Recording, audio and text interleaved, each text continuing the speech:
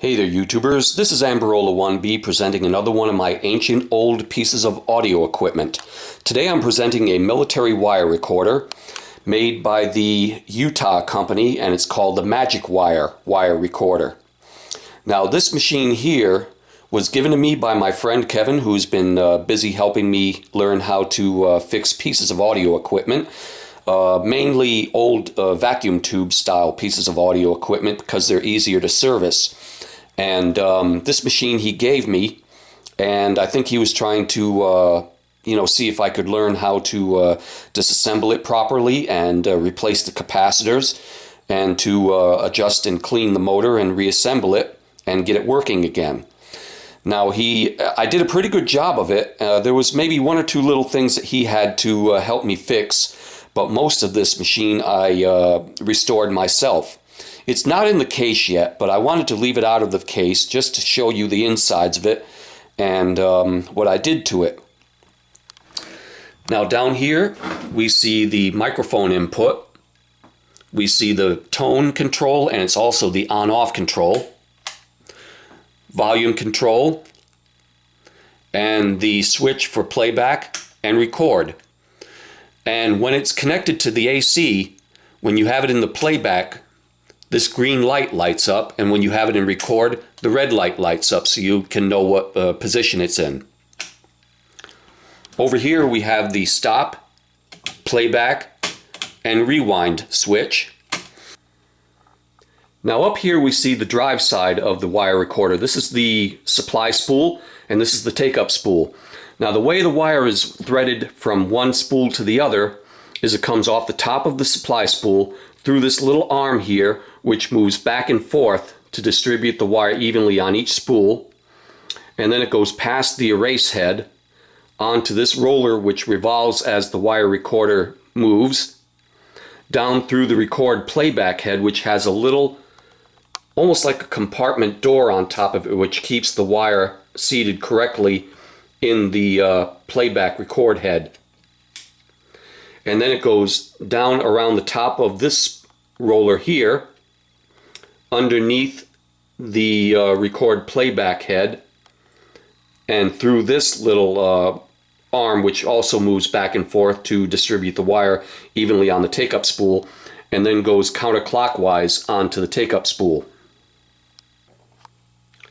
Now this is what the back of the machine looks like. It's run by 5 vacuum tubes, and down here we see the back side of the motor, and this is an assembly here that is attached to the motor itself, and over here we have the playback pulleys and the rewind pulley.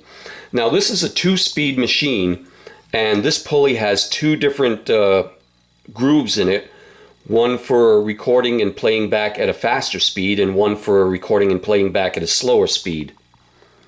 And as you can see, it's belt driven, and the belts are attached to these big pulleys. This one is on the playback side, this is on the rewind side, and as you can see, the rewind pulley is a little bit shorter and smaller than the playback pulley. Now the whole assembly up here has been taken apart and cleaned by me, and afterwards we'll see it in operation. Now here we see the underside of the amplifier chassis of the wire recorder. Here's one circuit board where I had to replace several capacitors on it. Now I understand that these wafer capacitors don't usually go bad, so I didn't bother replacing them and I just left them where they were. Here we see 2 electrolytics which had to be replaced, and so I joined them together with a zip tie to keep them together and to keep them out of the way. Underneath here we see 2 circuit boards which are joined together to the chassis with 2 screws and a pair of spacers to keep the circuit boards apart from each other so the connections don't touch.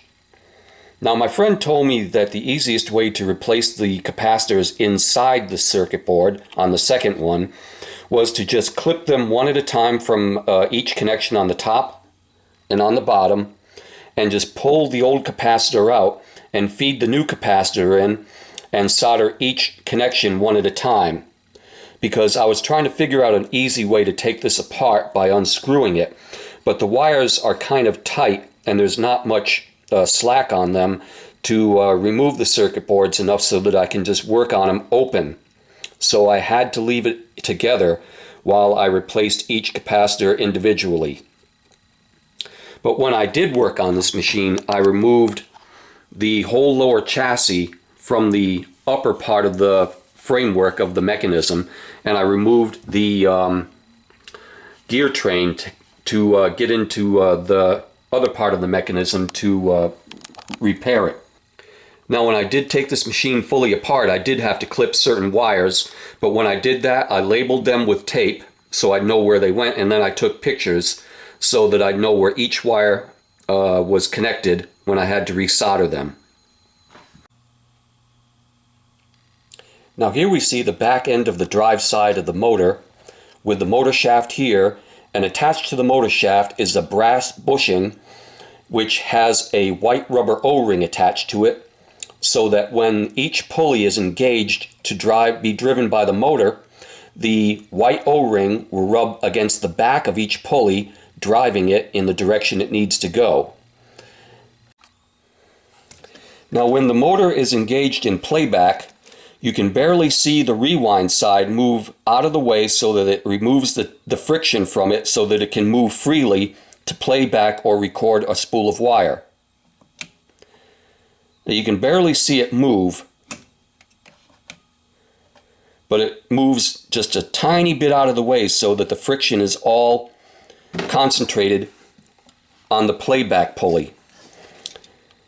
And likewise, when the motor is in rewind, the playback pulley moves out of the way ever so slightly to let go of the friction on that, so all the drive can be on the rewind side. Now it's time to power it up and see how it sounds. As you can hear, the relay just kicked in to power up the amplifier.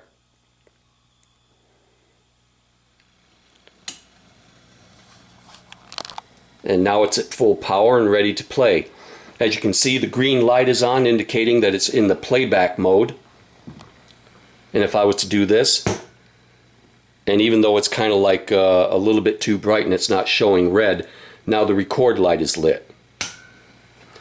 So now I've got this powered through my eMud radio, and now I'm going to play back a little demonstration spool that I made some time ago of my voice and of some music. And this thing sounds pretty impressive going through my radio, and the speakers in here are pretty nice. And so we're going to hear the Utah military wire recorder being played through my eMud radio. Turn the volume up a little bit. And here we go. There's a little bit of crackling in the first part of my speech here, so just ignore that. Testing 1, 2, 3. This is a test of the Utah Magic Wire military wire recorder. Testing 1, 2, 3. Testing 1, 2, 3. This test is now over.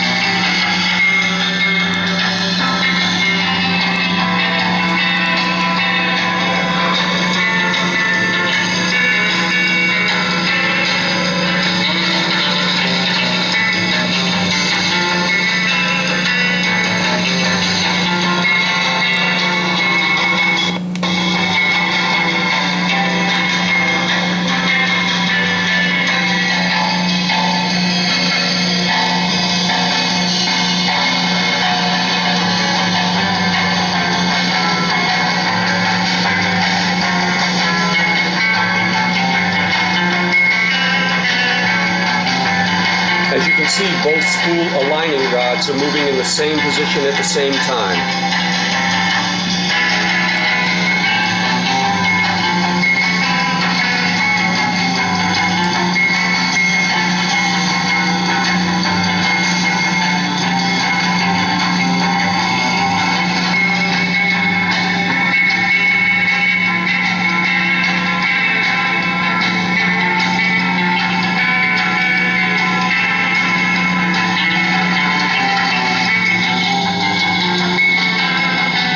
This was only recorded with a microphone. This was not a direct line input.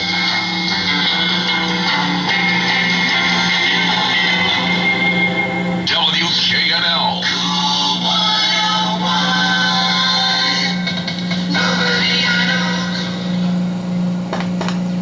Okay, that was the radio playing a moment ago, and this is the Utah Magic Wire military wire recorder. I don't exactly know the correct or exact date for this wire recorder, but I'm guessing it was made in the 40s or the 50s, because it came with 6 spools of wire which have never been opened, and they're all dated around the 1950s. This machine was one that I took completely apart, changed out the capacitors, and cleaned and reconditioned the motor and the gear train in the back. Got it all working smoothly, cleaned it up, repainted the bed plate, the original wrinkled style of paint, and then painted it over with the original olive drab green that was on this machine when I found it. I had to restore the whole thing from the ground up because the paint was more or less just flaking off every time you touch it, and I always had to clean up little paint chips and specks from the table whenever I would put this down. Also, the case was in just as bad a shape, as I had to restore that too because of the same problem with the paint peeling off of it. But I got this machine working very, very well, and hopefully this reproduction will come out sounding just as good. Okay, I'm going to play this back now. Goodbye.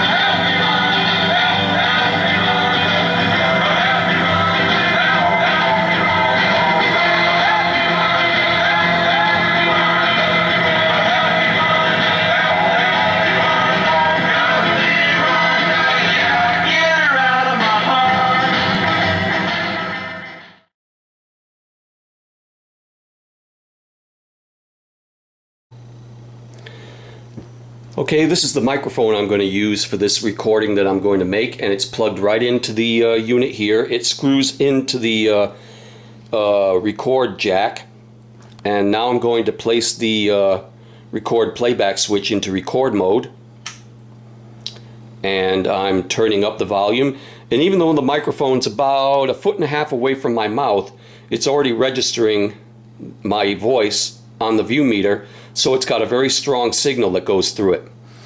And to erase what has been on the wire, I have to engage the wire into the erase head, or else it won't properly erase what was recorded on there, and then it'll just be merely recorded onto the record playback head.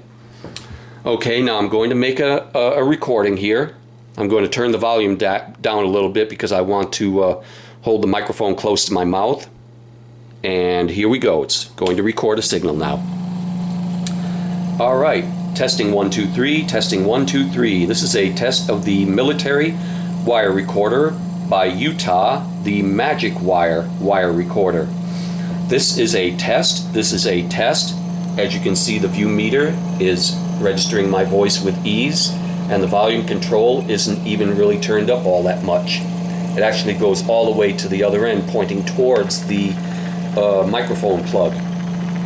So this is a test of the military wire recorder by Utah, and I'm going to stop this now and play it back.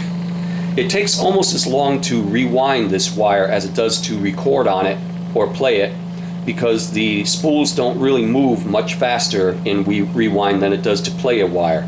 So it's going to take almost as long to rewind it as it did to make this message. Alright, I'm going to stop this now and play it back. Now with the volume still turned down so there's no squeal, turn it back into play.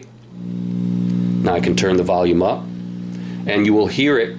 You'll actually hear it rewind because this is one of those wire recorders where the signal doesn't get cut out as it's being rewound. But I do want to disengage the wire from the erase head or else I'm afraid it will erase what I just recorded on there. Here we go.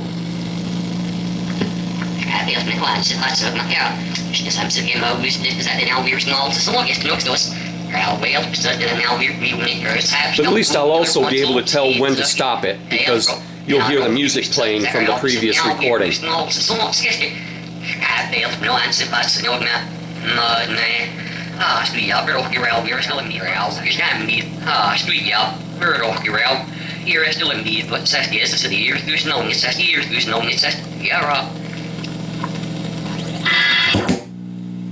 Okay, here we go back into playback.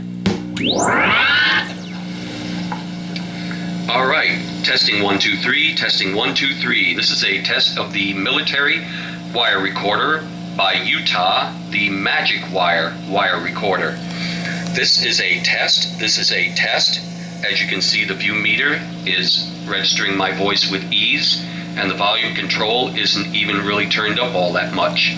It actually goes all the way to the other end, pointing towards the microphone plug. So this is a test of the military wire recorder by Utah, and I'm going to stop this now and play it back. It takes almost as long to rewind this wire as it does to record on it or play it because the spools don't really move much faster in rewind than it does to play a wire. So it's going to take almost as long to rewind it as it did to make this message. Alright, I'm going to stop this now and play it back. And that's my Utah military wire recorder. I hope you guys liked this video, and too bad it's not, I'm sorry it's not more professional sounding, but like I said in my previous videos, I'm still learning how to make a good video, even of something that I've restored. So anyway, this is Amberola 1B signing off. See you next time.